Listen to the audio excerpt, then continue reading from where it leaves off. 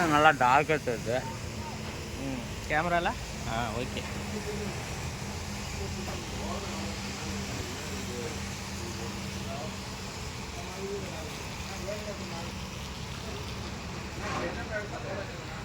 Low light.